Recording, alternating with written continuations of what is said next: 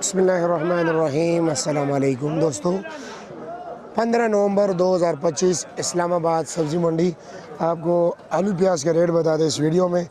ये देख सकते हैं जी, इस कंडीशन में आता है, फिर से ग्रेडिंग करके ये बनाया जाता है, ये चीज़ें निकाल दिया जाता है। ये देख रहे हो जी, इसमें ये चीज़ें भी आती हैं जी बोरी वाले में। ये क्या रेट है मुजाहिद भाई? 300 रुपये दड़ी, 60 रुपये किलो। मिक्स चांदी पर क्या रेट है? 320 रुपया। अच्छा जी, ठीक हो गया। पुलकारा प्याज क्या रेट है? 700 रुपया, 140 रुपये किलो। ये सिन वाला प्याज है जी। और आगे जुबैर भाई क्या रेट चला रहे हो आलू? आलू भाई जान 300 रुपया। और वो पनीरी प्याज चला रहे 650। 650। पुलकारा क्या रेट चला है? अच्छे वाला बेचे 750 रुपये। 750 रुपये दड़ी, मिक्स 700 रुपया। ठीक हो गया जी।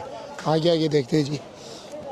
अरशद भाई अस्सलाम वालेकुम, क्या हाल है जी? खैरियत है? क्या रेट चला रहे हो प्याज? 700 रुपये दड़ी, मिक्स या चांदी पर?